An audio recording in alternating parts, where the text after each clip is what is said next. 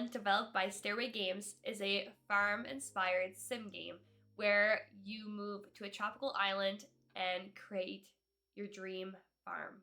It's an incredible game. I would definitely recommend it to anybody who enjoys playing games like Stardew Valley or Animal Crossing. One of the most important things in farming games is obviously farming. There are a lot of mechanics in this game, and I feel like sometimes whenever you're starting a new farming game, it can feel quite overwhelming. So I thought I would make a video talking about the different mechanics in Coral Island, and I'm gonna start with the most important one, which is farming. So come on, let's go! So moving us over to the game screen, you will see that I have my beautiful garden here. I love, love, love gardening in Coral Island. It's in any farming game, really. I think it's the most important thing to make money. Some people say fishing makes you a lot of money, and I can totally agree with that, but I hate fishing.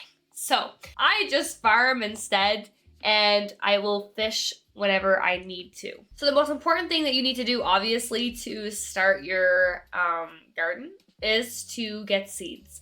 So unfortunately, I chose to pick a day to make a YouTube video when Sam's General Store is closed.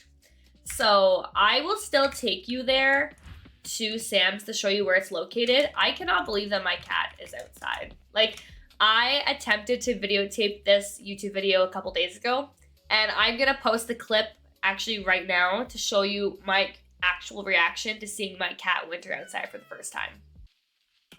You guys, I'm not even joking. What the heck is happening? My cat is outside. Okay, cut the cameras. My cat is outside. I've never, ever, ever seen my cat go outside, ever. This is the coolest thing ever. Oh my God. It was literally insane. I've never seen her outside before. So you can use these cool little statues to fast travel. You can fast travel when you start donating things to the lake temple. So I'm gonna fast travel to the town. That's the closest place that I have. That's to Sam's General Store. As you can see, it is closed, but I'll go inside anyway. And you would just walk up to the counter that's right here, and he would be here, and you can get your seeds. You can also upgrade your backpack there too, but mine's maxed out, so I can't show you that. And then you will just head back to your farm. So each season is 28 days long. So you have 28 days to grow all the crops that you need for not only the lake temple, but for quests or errands as well. So to plant a seed, you need to use your hoe to break the soil down.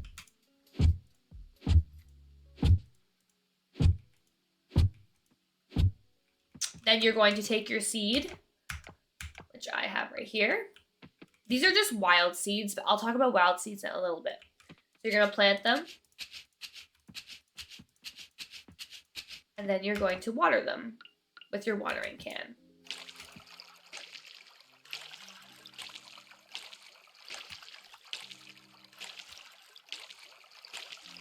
It's really important that if you want your plants to grow, that you water them each day.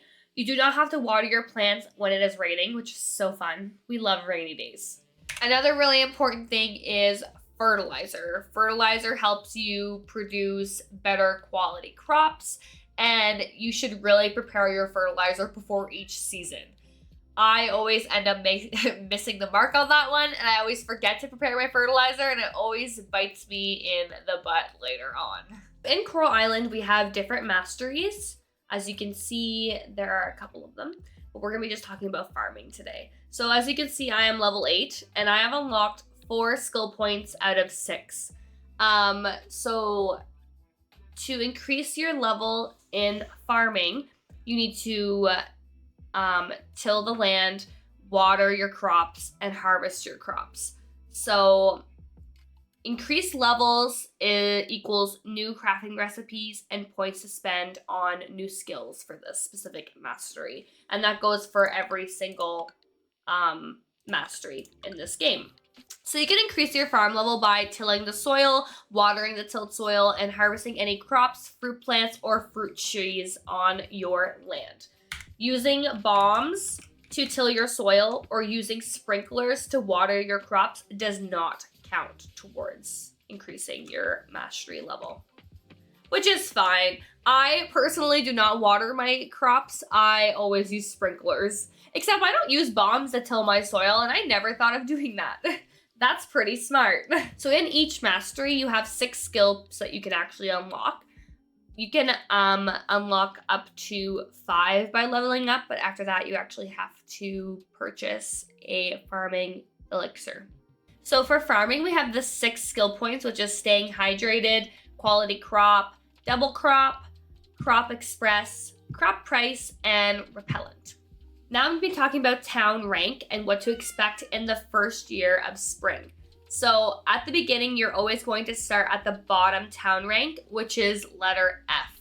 You need to go to events, talk to villagers, gift to the museum.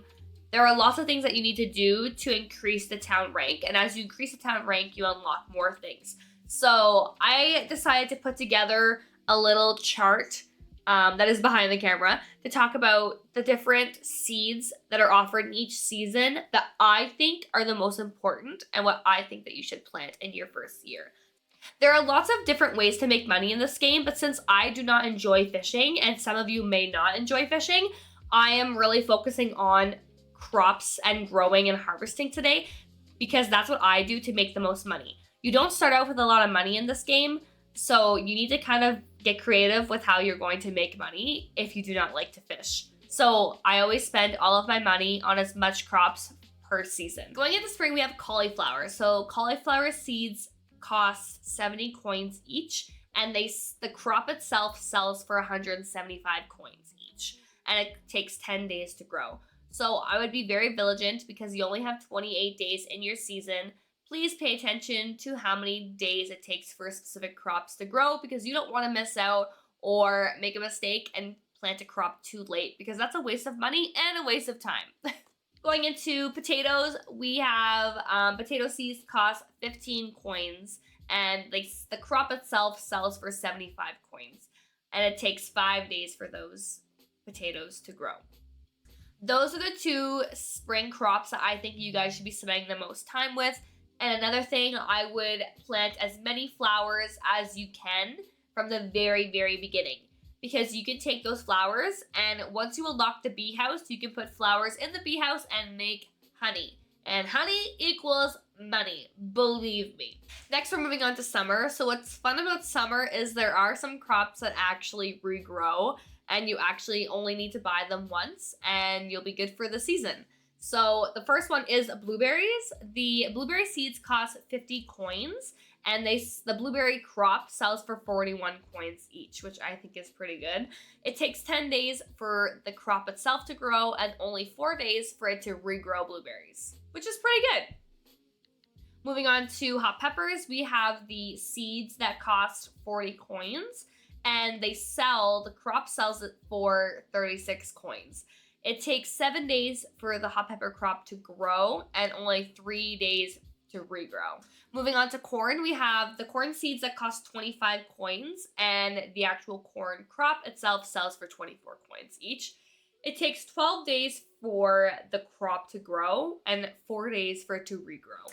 What's actually fun about hot peppers and corn is that they actually move on to the next season, which is fall. So when everything else dies, the hot peppers and the corn stay. So I think that's pretty cool. I would buy as much hot pepper seeds and corn seeds as you can. Next, moving on to fall. So fall is probably the best season for plants that regrow because every single crop in fall actually regrows, which I was not aware of for some reason. I don't know how I didn't notice. So cranberries the seeds cost 20 coins and the crop sells for 18 coins each. It takes cranberries 5 days for the crop to grow and only 2 days for it to regrow. So next is eggplant. So the eggplant seeds cost 35 coins each and they sell for 36 coins each. It takes them 9 days to grow the crop, but only 3 days for them to regrow. Last but certainly not the least, we have sweet potatoes. So the sweet potato seeds sell for 60 coins each, and the crop itself sells for 30 coins. It takes 9 days for sweet potatoes to grow and 4 days for them to regrow. Going into the winter season, you will realize very quickly that there are no seeds that you can purchase at a town rank of letter F. You can only unlock winter seeds when you've hit the letter C, which I've actually never hit that town rank yet, so I'm anxious to see what seeds will be offered to me once I hit that town rank. But winter can be boring. I'm not going to say that lightly. It just is. But you can take this opportunity to do some foraging, catching fish, catching bugs, mining, and diving your life away. If we're going to be talking about some farming musts, in my opinion, this is what I would have to tell you. Scarecrows are one of the most important things that you will need when farming. So scarecrows protect the crops from crows, and each scarecrow you unlock protects a different sized area of crops. So as you can see with this one, it protects quite a large area, but I only needed to use 2 to protect my whole cropping area. Fruit trees do not need any protection, thankfully. The next really important thing is sprinklers. So sprinklers is a system that waters your plants for you automatically each morning. Each type of sprinkler will water a specific amount of farm tiles around your sprinkler. So this is actually sprinkler type 2 and this is sprinkler type 1, just to kind of give you an idea of the difference in size.